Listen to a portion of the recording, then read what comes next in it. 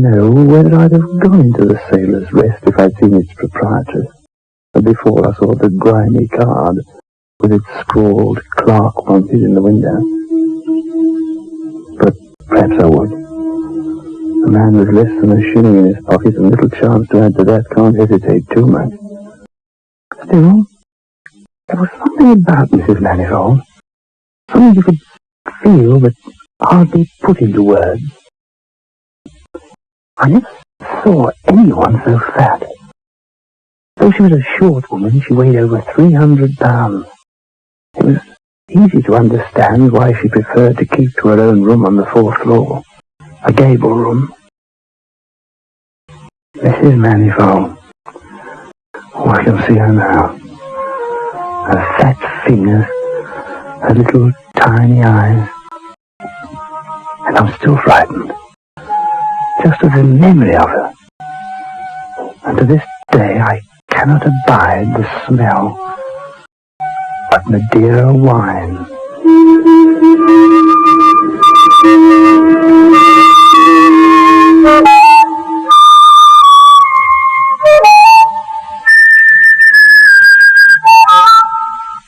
Biotex, the new soak and pre-wash powder, presents Beyond Midnight by Michael McCabe. Just soak in Biotex. Just soak in Biotex. Just soak in Biotex. If you have wondered how to get your washing really stain-free, understand this. Biotex removes the stains and dirt washing won't. Just soak in Biotex. Stains, grass stains, tiresome collar and cuff stains, ingrained dirt, soil and grime. Out they all come, and you don't stir a finger. Just soak in Biotex. Biotex with natural enzymes is the pre-wash powder with the most enzymes to give you extra pre-wash power. Absolutely no rubbing, no color loss, no fabric wear. Use it for cotton, silks, woolen, synthetics. Use it to make new again. Soaking in Biotex removes the stains and dirt, but washing won't. Just soak in Biotex.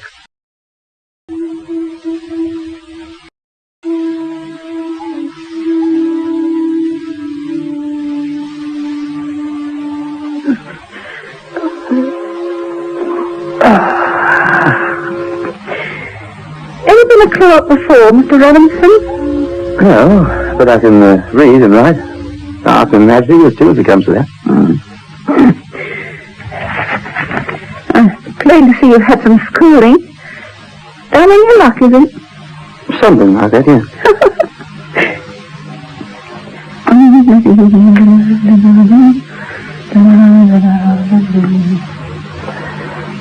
In all that tremendous bulk, only her eyes seemed to move.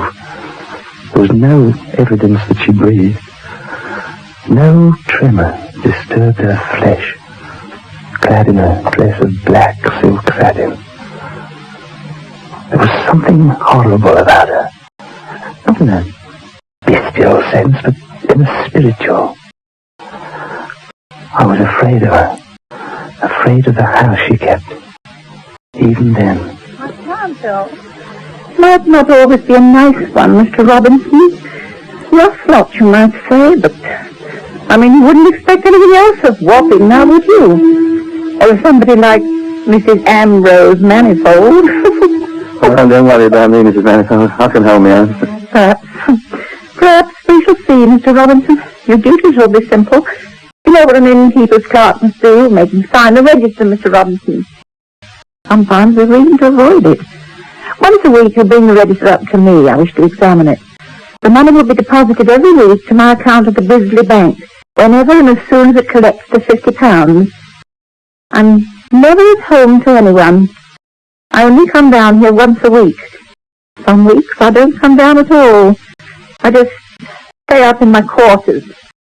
You can begin now.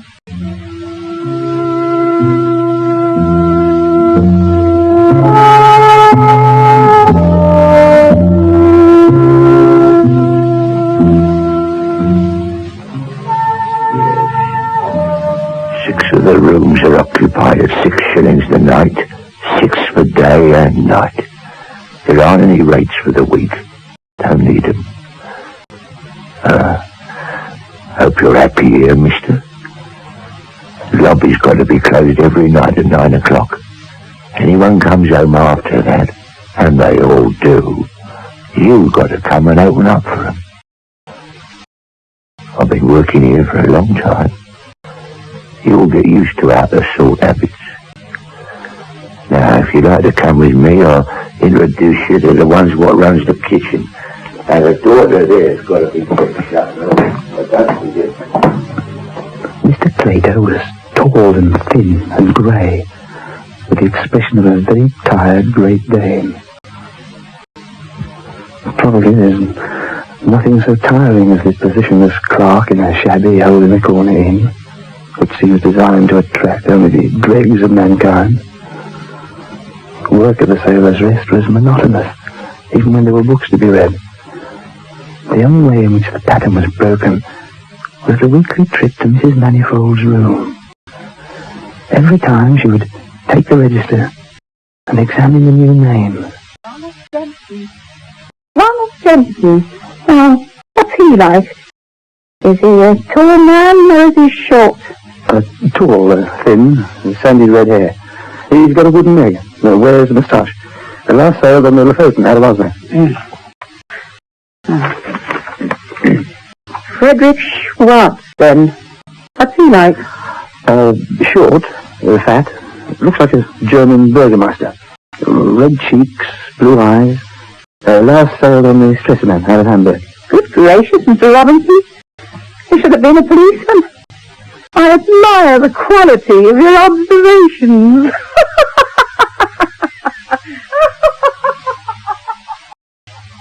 I wouldn't say that she liked the examination of the register each week.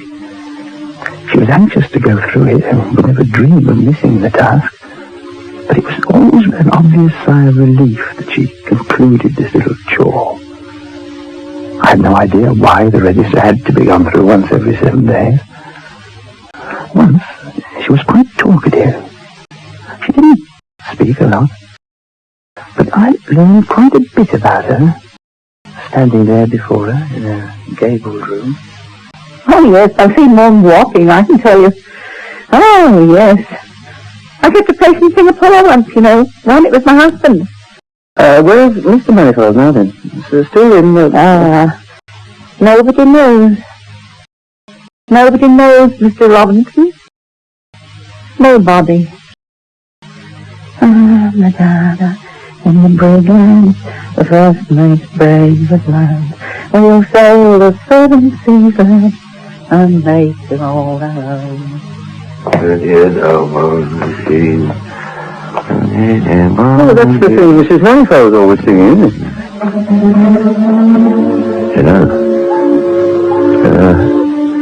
see the man what come in today, did you? Police, wasn't it? Yeah. You know then?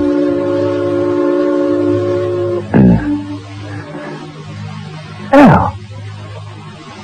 How'd you know what he was? Well, he told me. Makes sense. They're always coming looking for people here, aren't they? On an average once a fortnight, yeah. You see, sometimes people from here walk out and never come back. We have to store all their baggage against their return. And sometimes that doesn't happen. Things happen, folks. Things take place. Nobody never finds out. Robbery, sudden death, suicide sometimes. Don't go outside on foggy nights, Mr. Robinson. I wonder why Mrs. Manifold left Singapore to come to Wapping. Funny thing to do, leave a wonderful place like Singapore for Wapping. Ever been to Singapore? No. How'd you know it's wonderful then? Hey? Tell me that then, eh? Ah. Well, that sounds wonderful, Singapore. So does plum pudding sound wonderful, it ain't. Fills you up. Gives you wind, plum pudding does. Can't stand talking here all day. Neither can you, And So time passed at the Sailor's Arms. Why had Mrs. Manifold left Singapore to come to London? She made sly remarks, sometimes about a reduced station in life. Yet she need not have been in Wapping. Her balance at the bank was always written in 5 figures. In ready funds alone, she was worth as much as £50,000. Mr. Robinson. Sorry. Was you dreaming? Here. I forgot to tell you when you come here first. Mrs. Manifold says you aren't to drink wine. No wine in the house, she says. It's the rule of the Sailor's Rest. Wine she cannot abide. Well, I'm not much of a drinker. Does that mean I couldn't, even if I wanted to? No, not wine. Ale, yes. Oh, I see. Just whiskey, yes. Gin, if you like. Vermouth, certainly. Whatever you wishes. But no wine.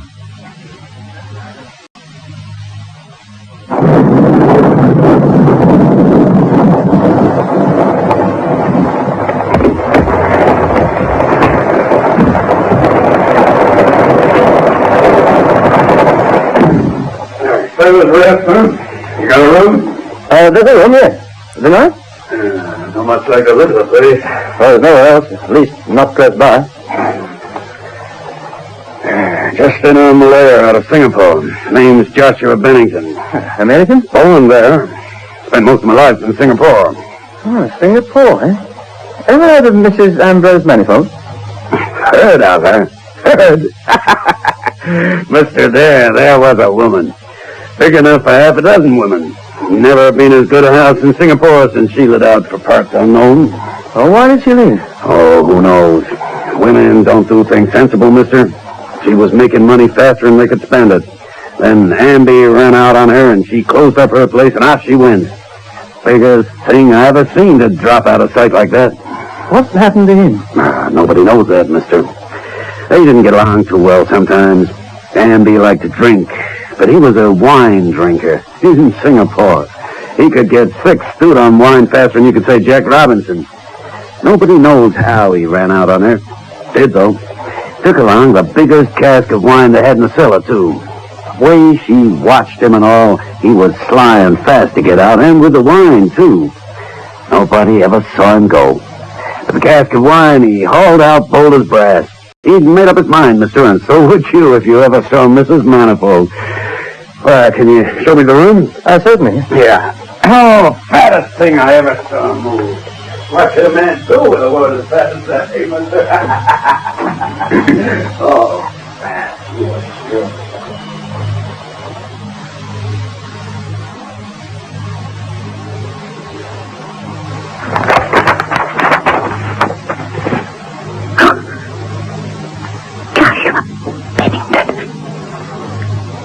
Mr. Robinson, well built with a brown beard, was it?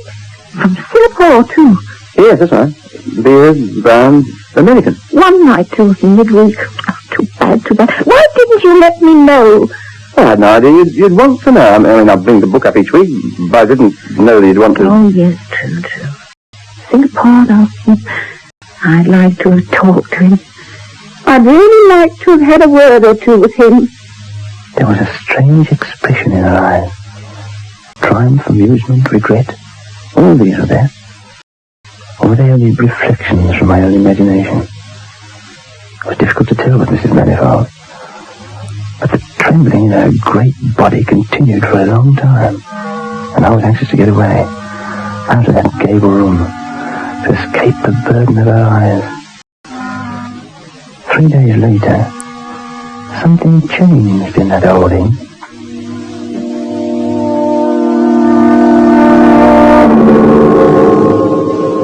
The change was in Mrs. Manifold, too, and it happened after the empty 7th room was filled. He came in just before closing time, a small man with a limp, his hat pulled down low, his face all muffled up against the fog. He was wet with it, the fog, and inside he was wet with wine. He reeked of it. The sickly smell of sweet wine hung about him like a cloud.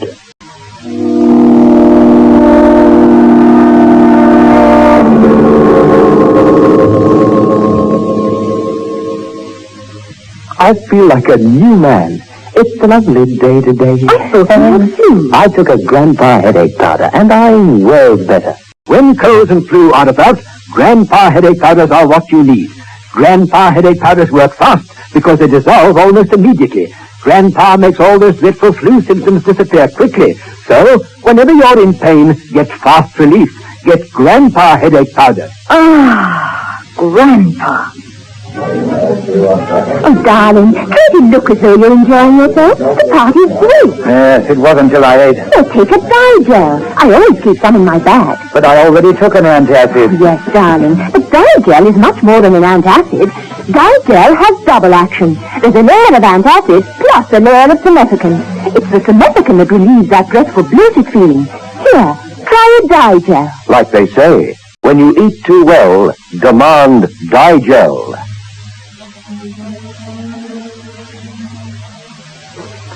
Good evening,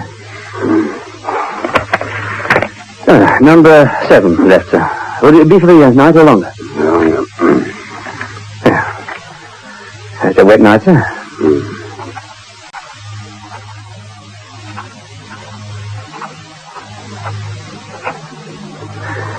Thank you. Third floor back, sir. Last door. It's standing open.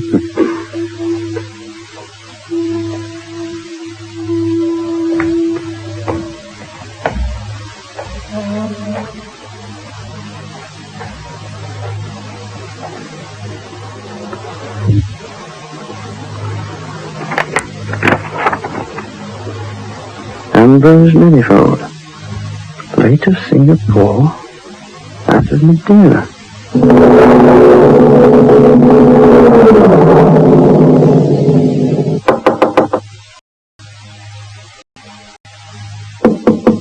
Yes, who's that?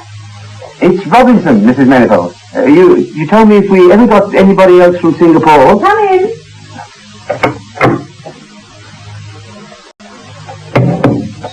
Let me see.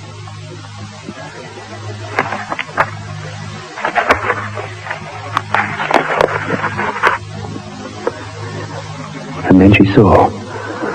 Her dark-skinned face went pale, and if she trembled before, she shook now. A great obscene shaking animating that mass of flesh. Seems to be the same name as your own. What's he like? Well, short, small man with a limp. Where is he? In number 7, just under you. I want to see him. No? Now, Mr. Robinson. I went down the stairs and knocked on the door of number 7. There was no answer. I tried the door and it was open. I went in after calling his name. He wasn't there. The room was empty. Empty, that is, of human occupation.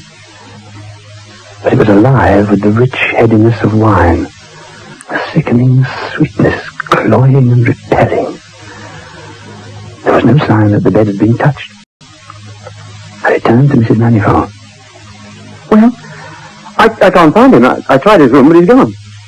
Mr. Robinson, have you been drinking? No. Oh, the smell comes from... well, it's from him. He's been drinking. Madeira, I think, or something just about as heavy. Sweet port. Hmm? What? You hear someone singing, Mr. Robinson?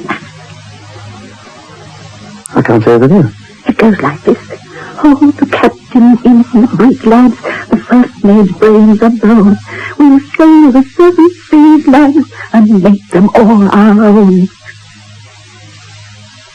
No. Let me know when you see him again, Mr. Robinson. And Mr. Robinson, get that smell of wine out of this house. But I couldn't get rid of the wine smell. Open all the doors and windows as I would, I couldn't get that smell out. There seemed nothing to do but live with it. Had I seen Mr. Manifold? Yes, I saw him. I talked with him. Didn't I? He signed the register, Ambrose Manifold, late of Singapore, out of Madeira, didn't he? Mrs. Manifold wasn't the same. More terrible.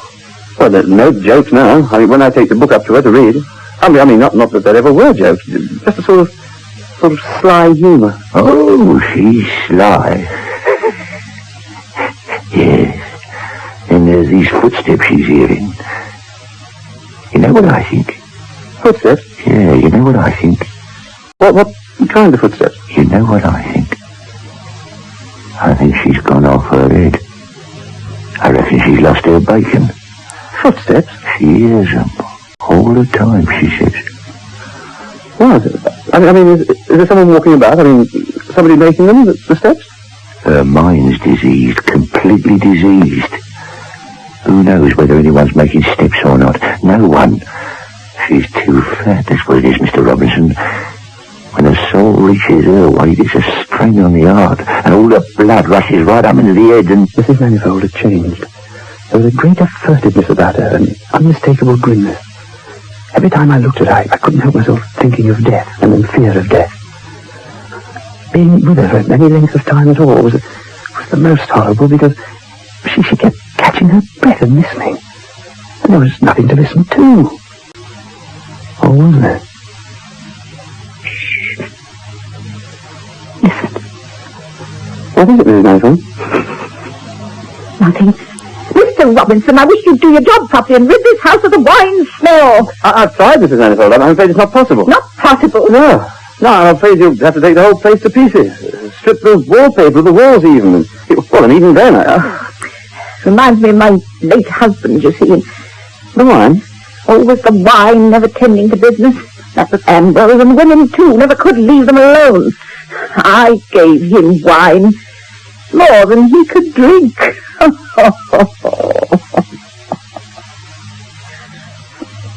Will that be all, Mrs. Manifold? What? Oh, yes. Don't forget the book next week, and if somebody comes from Singapore... Yes, of course.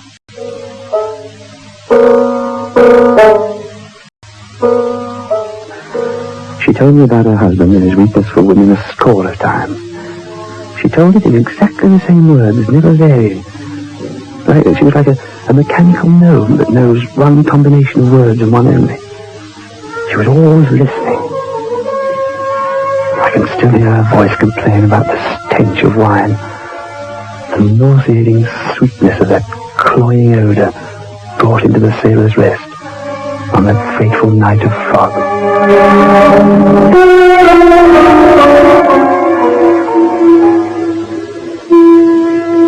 One night, I awoke out of my sleep, and the smell of wine was thick enough to choke me.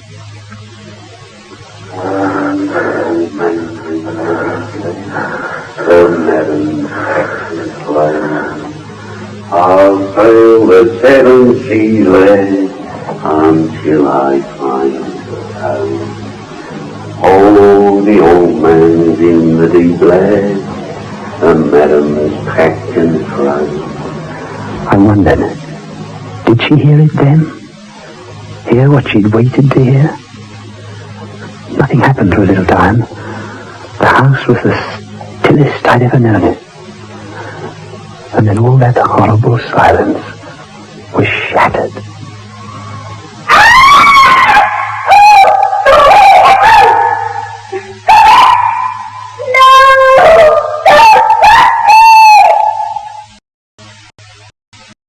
Mr. Robinson! Mr. Robinson! Yes, Robinson. Just a minute. Did you hear it? You hear it, did you? What's up? What do you reckon's up then, Mr. Robinson? Well, they're up there, eh? Well, let's go and see.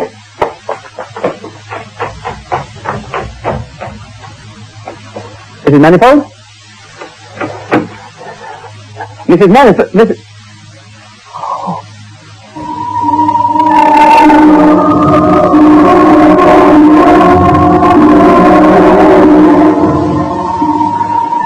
Mrs. Manifold was dead, choked to death. She lay there on the floor with her black satin dress ripped down one side and her white flesh poking out from the tear. All over the room was a smell of sweet wine so thick that it seemed there was no air left, only that sickening smell. And there was something else too. Something that shouldn't have been. Something nobody could explain. There were bones scattered in the room.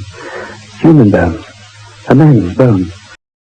And sharp, deep marks in Mrs. Manifold's throat where she'd been choked. And pieces of cloth and a battered old hat that I'd seen once before on a night when the fog was yellow, and the light at the desk of the Sailor's Rest. There was nothing Scotland Yard could say to explain all that. No, there was nothing to tell them that Mrs. Manifold had killed her husband and put his body in that cask of wine, and had it carried far out to sea. Waited, perhaps, to sink, until time and the tide carried it far from Singapore. Just as whatever it was that came into the Sailor's Rest that foggy night, put it down in the register. Ambrose Manifold, later Singapore, out of Madeira.